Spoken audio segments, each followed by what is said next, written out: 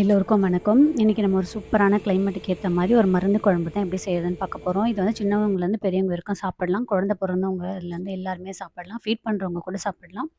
இந்த குழம்புக்கு பேரே வந்து மருந்து குழம்புன்னு சொல்லுவாங்க. இல்லைன்னா டெலிவரி ஆனவங்களுக்கு டெலிவரி இதுன்னு. ஆக்சுவலாக இது நான் வந்து பவுட்ரு பண்ணி தான் வீட்டில் வச்சுருந்து எப்பவுமே யூஸ் பண்ணேன். எனக்கு மிக்ஸி ஜார் வந்து பிளேடு உடஞ்சிருந்தனால இப்போ நான் ரெடிமேடாகவே நாட்டு மருந்து கடைகளில் கிடைக்குது. அந்த பவுடர் வாங்கி தான் நான் யூஸ் பண்ணியிருக்கேன். இதுக்கும் அதுக்கு ஒன்றும் பெருசாக டிஃப்ரெண்ட் இல்லை. நல்லாவே இருக்கும். உடம்புல இருக்க எல்லா நெஞ்சில இருக்க சளி, தலையில இருக்க நீர்க்கோவை எல்லாத்துக்குமே இது ரொம்பவே நல்லது. இந்த கிளைமேட்டுக்கு அடிக்கடிக்கு செய்யுங்க இது. நம்ம ஆன்டிபயோட்டிக் பதிலா இந்த மாரி நம்ம குழம்பு வச்சு சாப்பிடும்போது உடம்புக்கு ரொம்பவே நல்லது.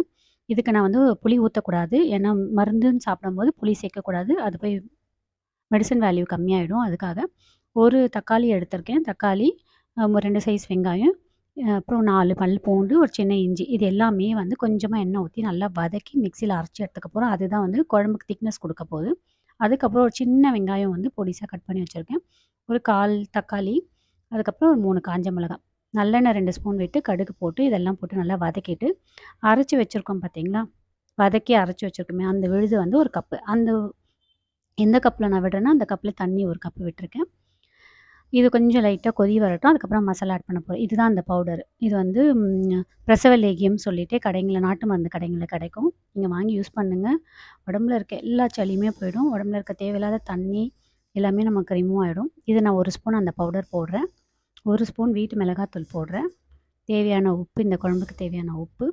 அதுக்கப்புறம் மிளகுக்கு 1/2 ஸ்பூன், ஜீரகம் 1/2 ஸ்பூன். தண்ணியா வேணும்னா நீங்க தண்ணி சேர்த்துக்கலாம். எனக்கு கொஞ்சம் திக்கா வேணும், கம்மியா வேணும். நாங்க 2 பேருன்றதுனால கொஞ்சமா வச்சிருக்கேன். ஏன்னா இது சுண்டி வரணும். ரொம்ப சிம்பிள். 5லேருந்து 10 நிமிஷத்துக்குள்ள செஞ்சிடலாம். நம்ம நெறைய ஆன்டிபயோட்டிக்கோ, நெறைய மெடிசின் சாப்பிடும்போது நம்மளுடைய பாடி வந்து இம்யூனிட்டி சிஸ்டம் வந்து கொஞ்சம் கம்மியாக ஆரம்பிச்சுரும். 2வது நெறைய ஆன்டிபயோட்டிக் சாப்பிடும்போது வேற ஏதாவது வியாதிக்கு நம்ம மருந்து சாப்பிடும்போது அது பாடி வந்து அக்செப்ட் பண்ணிக்காது. அதனால இந்த மாரி சின்ன சின்ன சளி, கோல்டுக்கெல்லாமே நம்ம இந்த மாரி சாப்பிடும்போது நெறைய ரெமிடீஸ் நமக்கு நல்லாவே கிடைக்கும்.